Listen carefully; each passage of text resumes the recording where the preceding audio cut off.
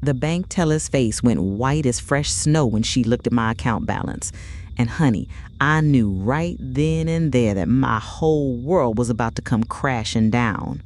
"Mrs. Henderson, I'm sorry, but your savings account shows a balance of $12.37. Those words hit me like a freight train going full speed. $12. After 43 years of working double shifts at the Kroger deli counter, saving every penny I could squeeze out of my paycheck, $12 was all I had left to show for it.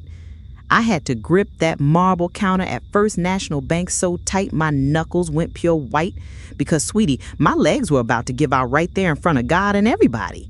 The fluorescent lights above were buzzing like angry wops, and I could hear my heart pounding in my ears like a bass drum at a high school football game.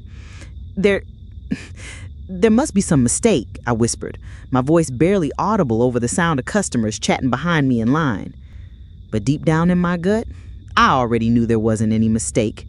I knew exactly who had access to my account, who I had trusted with my banking information when I got that hip replacement surgery 6 months ago. My son Michael had been the one handling my finances while I was laid up, recovering from that operation that was supposed to give me my life back. Instead, it gave him the perfect opportunity to take everything I'd ever worked for. The teller, bless her heart, was trying so hard to be gentle with me, but there's no gentle way to tell a 72-year-old woman that her own flesh and blood has robbed her blind. "Ma'am, the withdrawals show they were made with your debit card over the past 4 months. Large amounts, always just under $10,000 to avoid reporting requirements." My hands started shaking so bad I had to put my purse down on that counter because, y'all, I was about to drop everything I was holding. $10,000 at a time.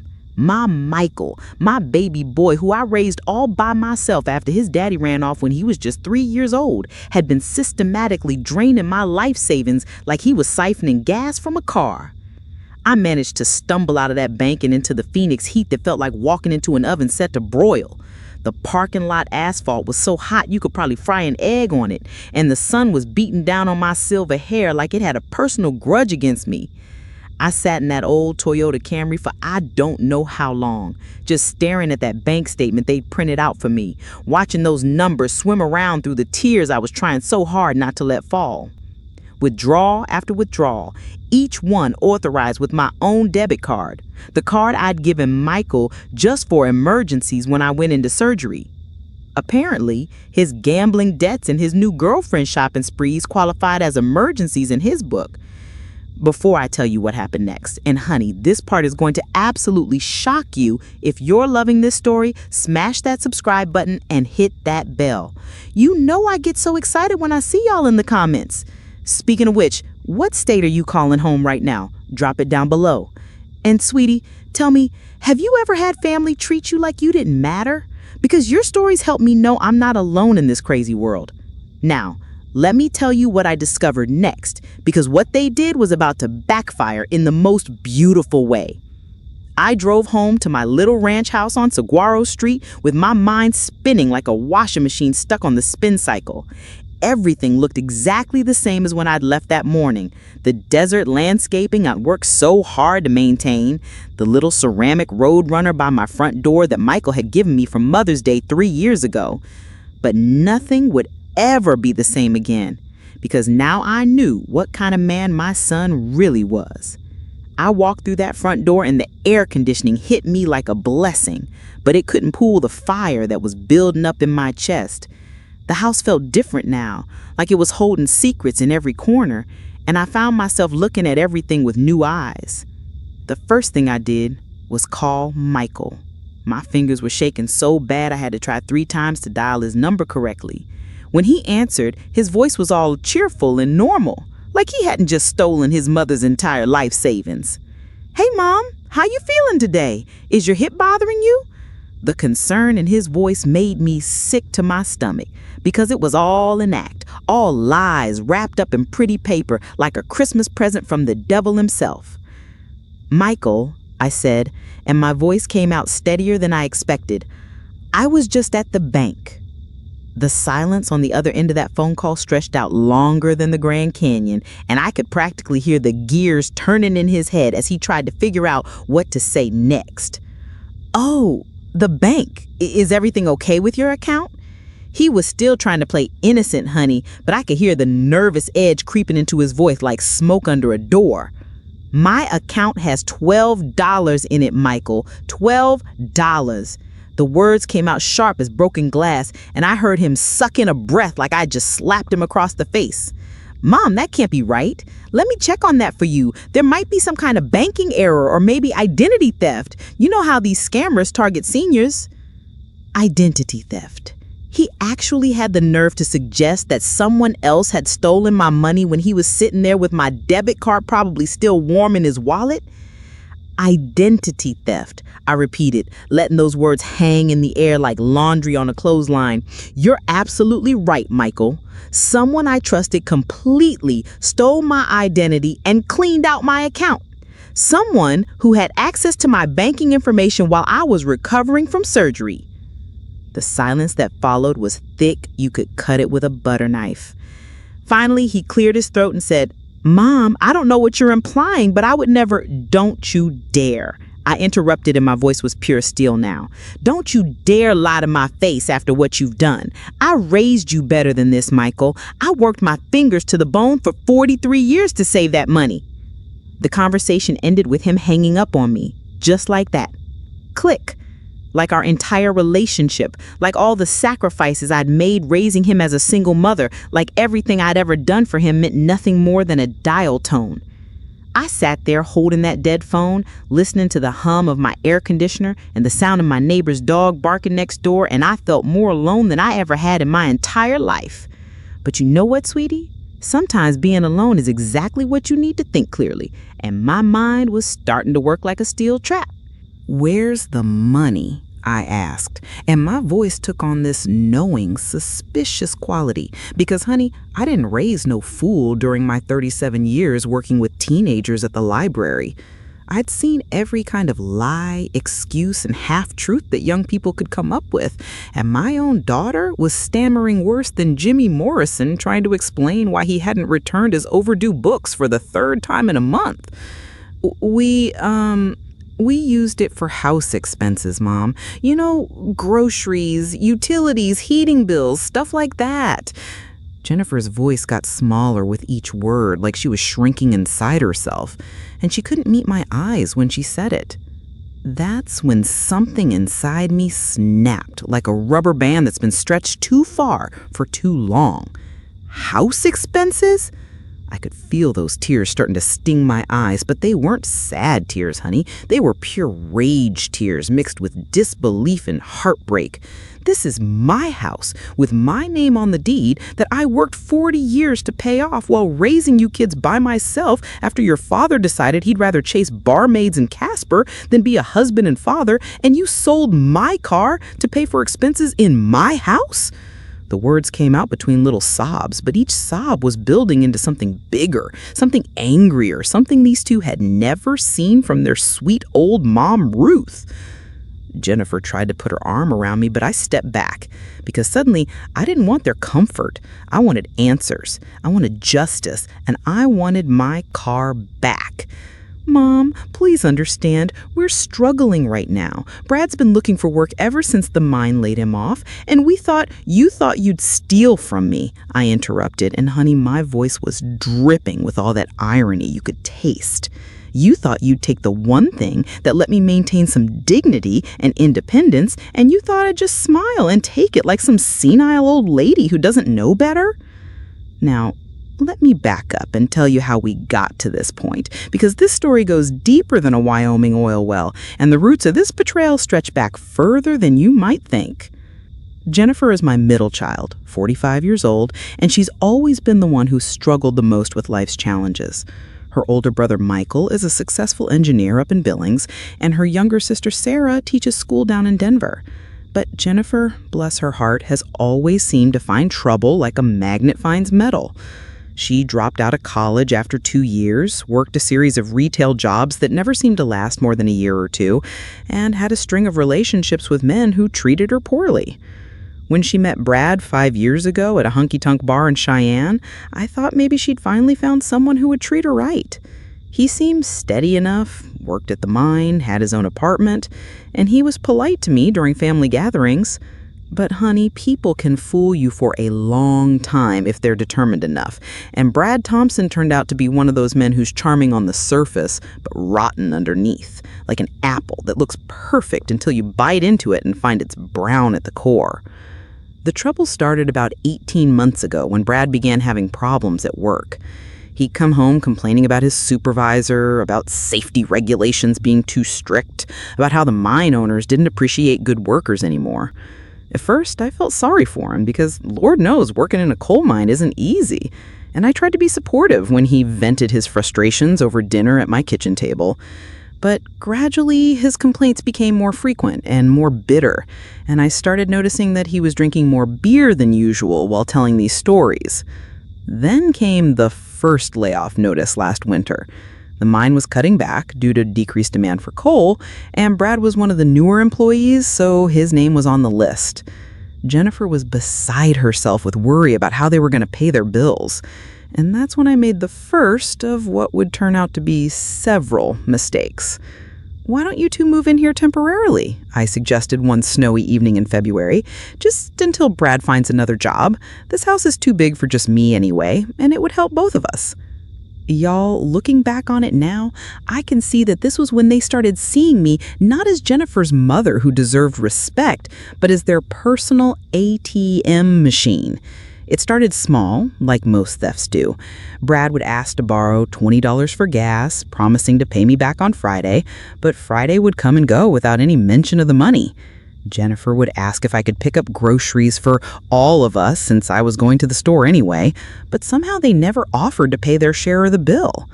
By summer, they'd established a pattern of treating my home like their personal resort. Brad would sleep until 10 or 11 in the morning, spend the afternoon playing video games in what used to be my sewing room, and then complain if I wanted to watch my evening programs on the television that I'd paid for with my own money. Jennifer would leave dishes in the sink for days, expecting me to clean up after her like she was still a teenager, and both of them acted like I was being unreasonable when I asked them to help with basic household chores. But the real warning signs started appearing in August, when I noticed Brad making a lot of phone calls in the garage, always stepping outside when his phone rang, speaking in low voices like he was conducting some kind of secret business. When I asked Jennifer about it, she just shrugged and said he was probably talking to potential employers. But honey, something about those conversations didn't sit right with me. There was something furtive about the way he'd glance around before answering his phone, something guilty about how quickly he'd end the calls when I came outside to tend my tomato plants. That evening, after they'd gone inside to let me cool off, I sat on my front porch swing, the same swing my late husband David had hung 28 years ago before the cancer took him, and I started thinking about all the little things that should have warned me this was coming. Y'all, when you're 73 and you've been pushed around by your own family, you've got two choices. You can roll over and accept it like a beaten dog, or you can get mad and get even. I could feel this little smile creeping into my voice as I talked to myself out there in the Wyoming twilight, because I was about to show these two exactly who they were messing with. You see, honey, what Brad and Jennifer didn't know was that their sweet old mom Ruth hadn't just worked at the library for 37 years. I'd been the head librarian for the last 15 of those years, and that job taught me how to research, how to investigate, and how to document everything. When you're dealing with a budget of $2 million and a staff of 23, you learn to pay attention to details, to follow paper trails, and to spot inconsistencies and stories. Those skills don't just disappear when you retire, sweetie. They get stronger with experience. But the legal process was just the beginning of my plan. While Detective Rodriguez and Attorney Martinez were building their cases, I was conducting my own investigation into my son's life. I started with social media, something I'd never paid much attention to before. But Linda from my book club showed me how to use Facebook and Instagram to find information. What I discovered made me angrier than I'd ever been in my life. While he was stealing my life savings, Michael was posting pictures of expensive dinners, weekend trips to Las Vegas, and gifts for his new girlfriend, Rebecca, a woman young enough to be his daughter who wore more makeup than a circus clown and had the intelligence of a houseplant. There they were, living it up on my money, staying in fancy hotels and eating at restaurants that cost more than I used to spend on groceries in a month. In one photo, Rebecca was wearing a necklace that probably cost $3,000, posted with the caption, "My baby spoils me so good," with heart eye emojis and kiss faces. That necklace was bought with money I saved by eating peanut butter sandwiches for lunch and clipping coupons for 40 years. The fury that built up in my chest was like a volcano preparing to erupt. But I kept it contained, because I had bigger plans brewing. I started following their social media posts like a private investigator, screenshotting everything and creating a detailed timeline of where their money had gone. Every fancy meal, every expensive purchase, every weekend getaway, all of it, documented and dated, ready to present as evidence of where my money had gone. But more importantly, it was giving me insight into their patterns, their habits, their weaknesses. Knowledge is power, and I was gathering enough knowledge to bring down a small government. The breakthrough came 3 weeks later when I was scrolling through Rebecca's Instagram and saw a post that made my heart skip a beat. She'd posted a picture of herself at Desert Dreams Casino, the same casino where Michael had been making cash advances on my stolen credit cards. But this wasn't just any night at the casino. This was a VIP player appreciation event, according to the caption. These two weren't just casual gamblers, they were high rollers, which explained how they'd burned through my life savings so quickly. I called Sarah Martinez immediately. "I found where they're spending the money," I told her, and I could hear the excitement in my voice bubbling up like champagne. "They're gambling it away at Desert Dreams Casino, and they're apparently big enough players to get invited to VIP events." Sarah was quiet for a moment, and then she said something that made me smile for the first time in weeks.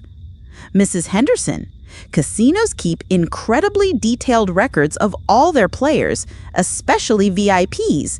If we can subpoena those records, we'll have a paper trail of exactly how much of your money they've gambled away and when." But I wasn't content to just wait for the legal system to work its slow magic. I had my own plan forming, and it was going to be beautiful in its simplicity. You see, honey, Michael had made one crucial mistake in all his scheming. He had underestimated his mother's intelligence, her resourcefulness, and most importantly, her capacity for strategic thinking. He thought he was dealing with a helpless old woman, but he was about to discover that 72 years of life experience had taught me a thing or two about survival. The plan started with a phone call to Michael, but this time I wasn't calling him to confront him. This time I was calling to apologize. "Michael, honey, I've been thinking about our conversation and I realize I was being paranoid. You're right, I probably am getting forgetful in my old age. I'm sorry for accusing you of stealing from me." I could practically hear his relief through the phone as he launched into a speech about how much he loved me and how he'd never hurt me. The acting performance would have won him an Oscar if lying to your elderly mother was a category at the Academy Awards. "In fact," I continued, "I was thinking it might be time to make some changes to my will and my financial arrangements. I'm not getting any younger, and I want to make sure everything is set up properly for when I'm gone." Michael's interest was immediately piqued, just like I knew it would be. Greed has a way of making people predictable, and my son was nothing if not greedy. "What kind of changes are you thinking about, Mom?" he asked, and I could hear the dollar signs ringing in his voice like slot machine bells. "Well, I've been thinking about putting you on all my accounts as a joint owner, not just for emergencies. and maybe updating my will to make sure you get the house and everything else without any complications. The lies flowed out of my mouth smooth as honey, but inside, I was calculating every word for maximum impact. Michael was practically salivating at the prospect of getting legal access to whatever money he hadn't already stolen, plus my house, which was worth about $200,000 in the current Phoenix market. That sounds really smart, Mom, really responsible. Do you want me to help you set up those appointments with the bank and your lawyer? Of course he wanted to help. Of course he was eager to escort me to sign papers that would give him complete access to finish stealing everything I had left. But what Michael didn't know was that I'd already spoken to my real lawyer, and we'd prepared a very different kind of surprise for him. That would be wonderful, sweetie. Can you meet me at First National Bank tomorrow at 10 a.m.? We can get the account changes taken care of and then maybe grab lunch afterward. Michael agreed immediately, probably already planning how to spend the money he thought he was about to gain access to. I hung up that phone and let out the first genuine laugh I'd had in months because, honey, tomorrow was going to be a day my son would never forget. I spent that evening preparing like I was going into battle because, in a way, that's exactly what I was doing. I printed out every piece of evidence I'd gathered, organized it in a neat folder that I would carry to the bank meeting. I also made copies of everything and put them in a safety deposit box at a different bank, just in case Michael tried to destroy the evidence when he realized what was happening. Most importantly, I called Detective Rodriguez and Attorney Martinez to let them know that tomorrow would be the day we sprung our trap. That night, for the first time in weeks, I slept like a baby. Not because my problems were solved, but because I finally had a plan that was going to bring justice to my family situation. As I drifted off to sleep, I thought about all the other elderly people out there who might be going through the same thing I was, being robbed and manipulated by people who were supposed to love and protect them. Tomorrow wasn't just about getting revenge on Michael. It was about standing up for every parent who'd been betrayed by their children, every senior citizen who'd been taken advantage of by someone they trusted. The next morning, I got dressed in my favorite red blouse, red for power, red for strength, red for the fire that was burning in my chest, and drove to First National Bank with my evidence folder on the passenger seat beside me. Michael was already there when I arrived, looking nervous but excited, probably thinking about all the ways he was going to spend my money once he had legal access to it. He gave me a hug that felt like being embraced by a snake, all fake warmth hiding deadly intentions. "Hi, Mom, you look great today. Are you excited about getting everything organized?" He was practically bouncing on his toes like a kid on Christmas morning, and it took all my self-control not to slap the fake smile right off his face. Instead, I smiled back and said, "Oh, Michael, I'm very excited. This is going to be a day we both remember forever." The truth of that statement would become clear very shortly.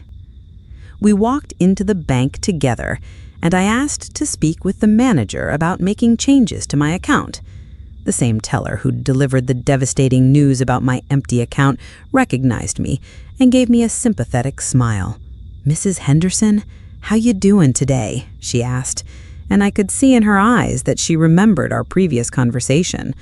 "I'm doing much better, thank you for asking. Today is the day everything gets sorted out." The bank manager, Mr. Patterson, was a middle-aged man with kind eyes and a firm handshake who led us into his private office. Michael was chattering nervously about joint accounts and beneficiary changes, playing the role of the concerned son to perfection. But when Mr. Patterson asked to see identification from both of us, things started to get interesting. "Of course," I said, reaching into my purse. "But before we make any changes to my accounts, I think Michael should see something." I pulled out my evidence folder and placed it on Mr. Patterson's desk. Mr. Patterson, 3 weeks ago, your teller informed me that my savings account had been drained down to $12. Since then, I've discovered that my son has been systematically stealing from me for months, using my debit card to make unauthorized withdrawals and opening credit cards in my name without my knowledge. Michael's face went white as fresh paint, and he started stammering denials, but I held up my hand to stop him. I have documentation of every fraudulent transaction, copies of forged credit card applications, and evidence where the money was spent. I opened the folder and began laying out photographs of his social media posts, bank statements, credit card bills, and casino receipts. The evidence covered Mr. Patterson's desk like a paper avalanche, and with each document I placed down, Michael seemed to shrink smaller in his chair. "Mom, this is crazy. I don't know what you think you're proving, but—" "Michael," I interrupted, and my voice was steady as a rock. "I'm not proving anything. I've already proven it. Detective Rodriguez from the Phoenix Police Department has opened an investigation into your financial crimes, and Attorney Martinez has filed civil charges for elder abuse and theft. The evidence has been turned over to the district attorney's office, and honey, you're looking at serious prison time." The silence in that office was so thick you could have cut it with a chainsaw. Michael was staring at the evidence spread across the desk like he was seeing his life flash before his eyes, which in a way he was. Mr. Patterson was examining the documents with the careful attention of someone who'd seen financial fraud before, but never quite like this. And I was sitting there feeling more powerful than I had in months, because finally, the truth was out in the open where everyone could see it. "Mrs. Henderson," Mr. Patterson said quietly, "I need to ask you directly. Did you give your son permission to make these withdrawals or to open credit accounts in your name?" "Absolutely not," I replied, looking straight at Michael as I spoke. "I trusted him with my debit card for emergency medical expenses while I was recovering from surgery. Instead, he used it to fund his gambling addiction and his girlfriend's shopping sprees while telling me I was getting senile and forgetting things." Michael finally found his voice, but it came out as a strangled whisper. "Mom, please, I can explain everything. I was going to pay you back.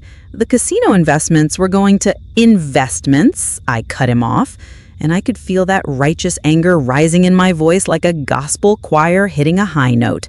"You call gambling away your mother's life savings an investment? You call forging my signature on credit card applications an investment? Michael, you stole everything I worked 43 years to save, and then you tried to convince me I was losing my mind."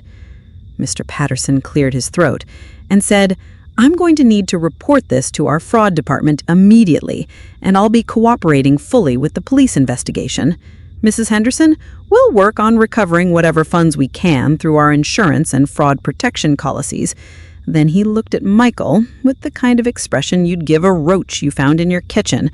"Sir, I'm going to have to ask you to leave the premises immediately, and you are no longer welcome in this branch." Michael stood up on shaky legs, looking around the room like he was trapped in a nightmare. "Mom, please don't do this. I'm your son. I made mistakes, but I'm still family." The pleading in his voice might have moved me once, but not anymore. Not after what he'd put me through. "Michael," I said, standing up to face him, "you stopped being my son the moment you decided to steal from me. Family doesn't do what you did. Family doesn't lie and manipulate and try to convince their mother she's going crazy. You made your choice, and now you get to live with the consequences." He left that bank office looking like a broken man. And honey, I won't lie to you. Part of me felt sad watching him go.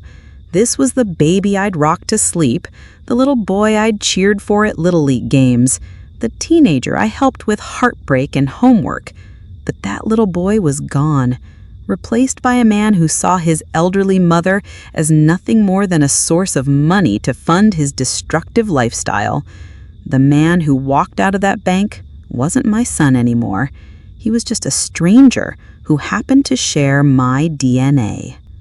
The weeks that followed were like watching dominoes fall in slow motion. The police investigation moved forward, with Detective Rodriguez keeping me informed every step of the way. The district attorney's office filed criminal charges, including elder abuse, identity theft, fraud, and forgery. Each charge carried serious prison time, and with the evidence I'd gathered, the case was what they called airtight. Sarah Martinez was pursuing civil charges that would force Michael to pay back every penny he stole, plus damages and attorney fees. But the most satisfying part was watching Michael's carefully constructed fantasy life come crashing down around him. With no more access to my money, he couldn't maintain his high-roller lifestyle. Rebecca, his gold-digging girlfriend, disappeared faster than morning dew when the money dried up. The fancy apartment he had been renting got foreclosed on when he couldn't make the payments. His social media posts went from bragging about expensive dinners to desperate attempts to sell his belongings to pay for a lawyer. The casino, it turned out, was very interested in cooperating with the investigation once they learned that Michael's investment money was actually stolen from his elderly mother. They provided detailed records showing that he'd lost over $40,000 of my money at their tables and slot machines. $40,000 that I'd saved by working overtime shifts, skipping vacations, and living modestly so I could have security in my old age. The casino even banned him from the premises and put his photo up in their security office as a warning to other staff members. 3 months after that confrontation in the bank, Michael finally called me. I almost didn't answer, but curiosity got the better of me. His voice was different now, smaller somehow, defeated. "Mom, I just wanted you to know that I'm going to plead guilty to the charges. My lawyer says with all the evidence you gathered, fighting it would just make the sentence worse." I didn't say anything right away, just listened to him breathe on the other end of the line. Finally, he said, "I'm sorry, Mom. I know that doesn't fix anything, but I am sorry." "Michael," I said, and my voice was calmer than I expected. "I appreciate you saying that, but sorry doesn't give me back the retirement I worked my whole life for. Sorry doesn't erase the months you spent trying to convince me I was losing my mind. Sorry doesn't fix the credit you destroyed in my name or the stress you put me through." He was quiet for a long moment, and then he said, I know it doesn't, but I needed you to know that I realize what I did was wrong. I needed you to know that I still love you, even though I know you probably don't love me anymore." That broke my heart a little, because despite everything he'd done, part of me still loved the little boy he used to be. But love and trust are different things, and trust, once broken the way he'd broken it, doesn't just magically repair itself with an apology. "Michael, I will always love the child you were, but I can't have a relationship with the man you became. You made choices that hurt me in ways I'm still recovering from, and choices have consequences. I hope prison gives you time to think about what kind of person you want to be when you get out." The sentencing hearing was held on a Tuesday morning in October, and I chose to attend. I wanted to see justice served with my own eyes, and I wanted Michael to see that his mother was still standing strong despite everything he tried to do to me. The courtroom was smaller than I expected, with wooden benches and fluorescent lighting that made everyone look slightly sickly. Michael sat at the defendant's table in a cheap suit, looking older than his 43 years old. When Judge Morrison asked if I wanted to make a victim impact statement, I stood up and walked to the podium they'd set up facing the judge. I had written down what I wanted to say, but when I got up there, I found myself speaking from the heart instead. "Your Honor, Michael Henderson is my son, And for 40 years, I loved him, supported him, and sacrificed for him the way any mother would. When he stole my life savings, he didn't just take my money. He took my ability to age with dignity. He took my peace of mind. He took my trust in family, and he tried to take my sanity by convincing me I was mentally incompetent. I looked directly at Michael as I continued. But what he didn't take was my strength. What he didn't take was my determination to fight for what was right. What he didn't take was my ability to stand up for myself and for every other senior citizen who might be victimized by someone they trust. I hope his time in prison teaches him that actions have consequences, and that stealing from your elderly mother is not just a crime against me, but a crime against everything decent families are supposed to represent. Judge Morrison sentenced Michael to 3 years in state prison, followed by 5 years of probation. He would also be required to pay full restitution of $87,000, the amount he'd stolen from my savings, plus the fraudulent credit card debt he'd accumulated in my name. The civil lawsuit resulted in a judgment that included punitive damages, bringing the total amount he owed me to over $100,000. It would probably take him years to pay it all back, but at least the legal system had acknowledged the full scope of what he'd done to me. Walking out of that courtroom, I felt something I hadn't experienced in months. Genuine peace. Not happiness exactly, because there's nothing happy about watching your child go to prison, but peace. The kind that comes from knowing you've stood up for yourself and fought for what was right, even when it was the hardest thing you'd ever had to do. The little old lady who'd walked into that bank in shock and disbelief was gone, replaced by a woman who discovered she was stronger than she ever imagined. The financial recovery took time, but Sarah Martinez was excellent at her job. Between the insurance policies, the restitution payments, and the civil judgment, I eventually recovered about 60% of what Michael had stolen. It wasn't everything, but it was enough to live on if I was careful. More importantly, I learned that I was capable of taking care of myself in ways I'd never had to before.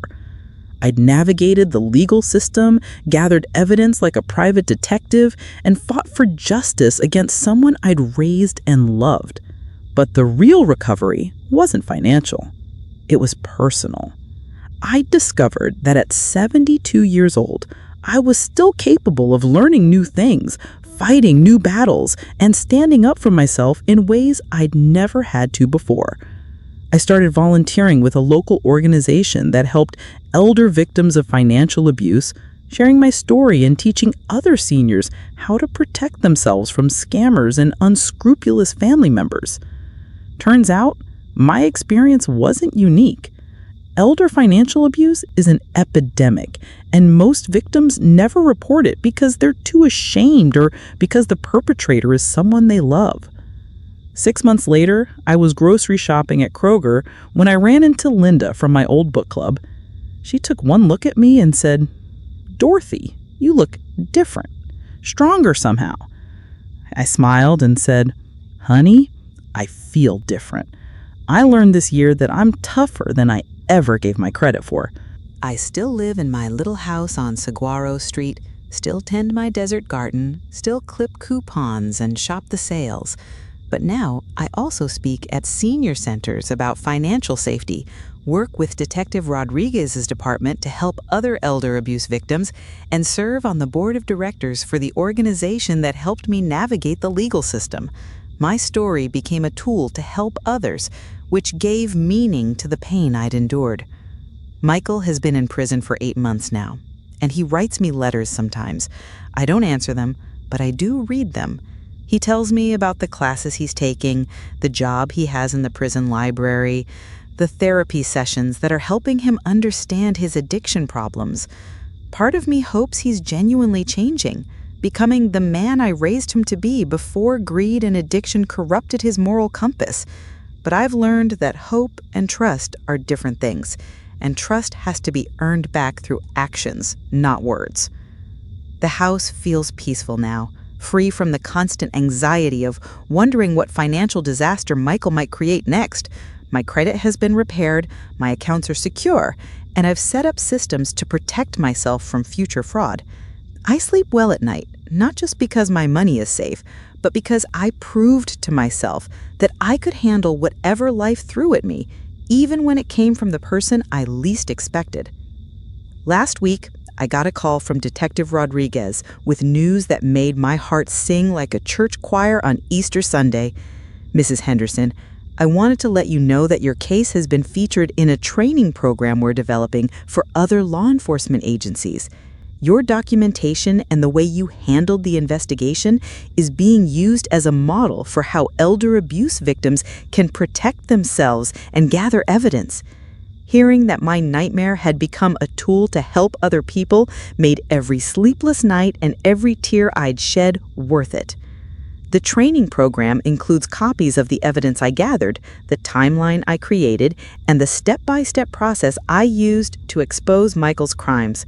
Police departments across Arizona are using my case to teach officers how to recognize elder financial abuse and help victims navigate the system.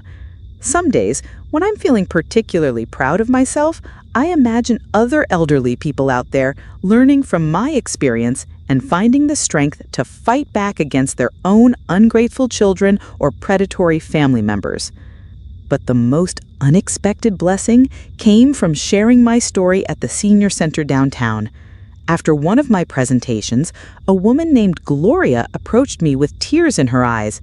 "Mrs. Henderson, my grandson has been stealing from me for 2 years, and I thought I was going crazy. After hearing your story, I realize I'm not losing my mind. I'm being robbed."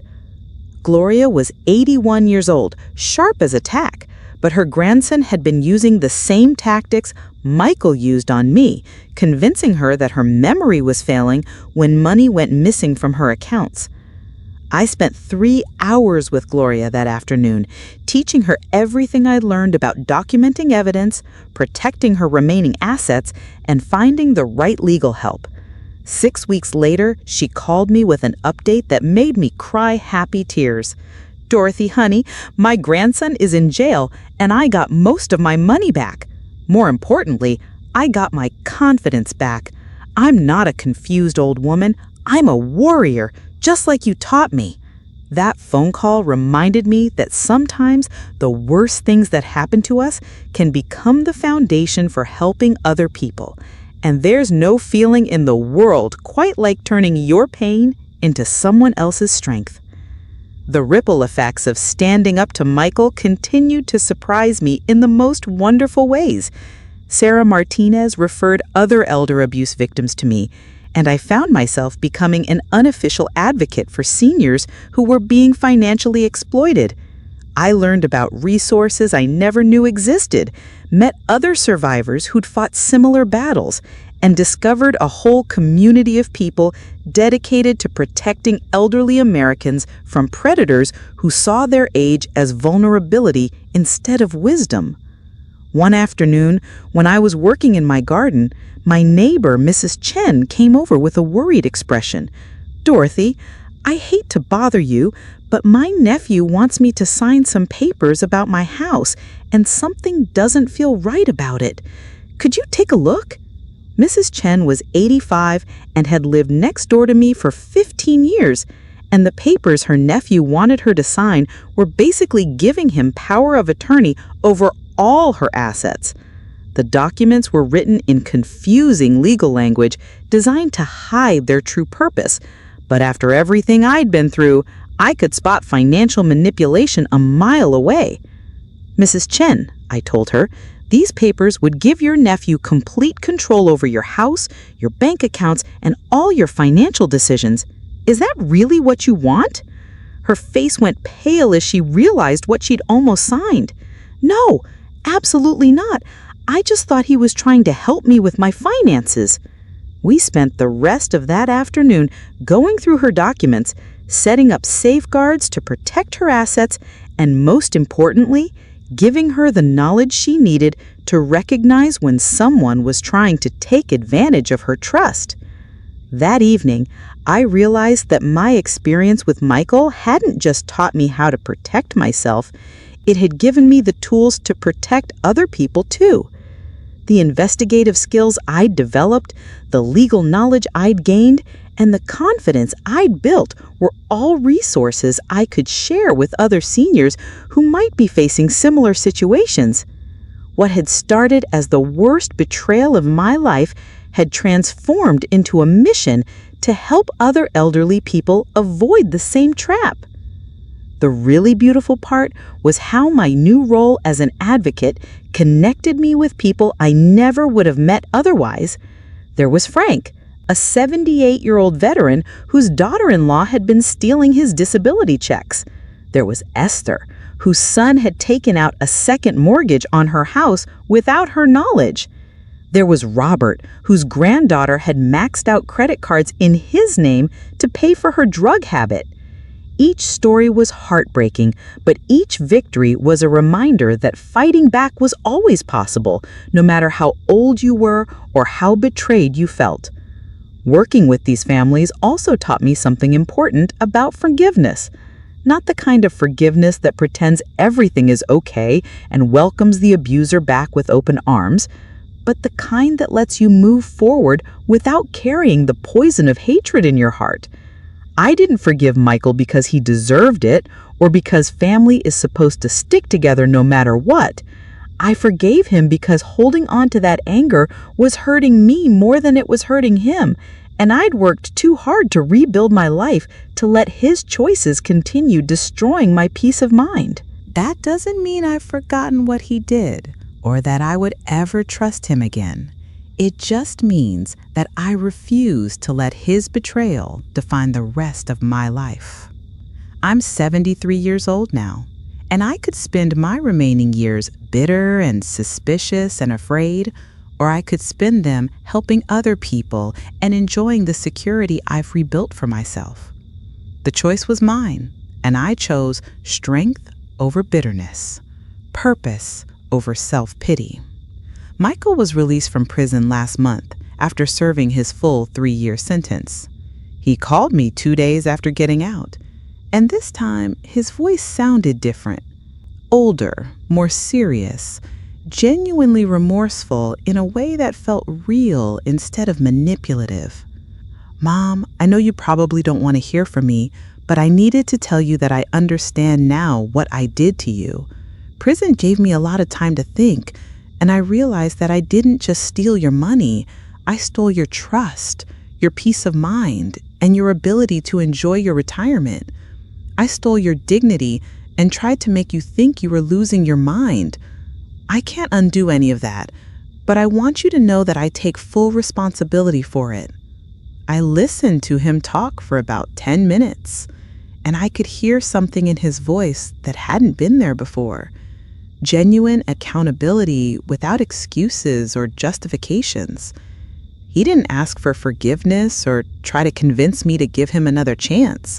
He just acknowledged the full scope of what he'd done and told me he was getting help for his gambling addiction and his underlying issues with entitlement and selfishness.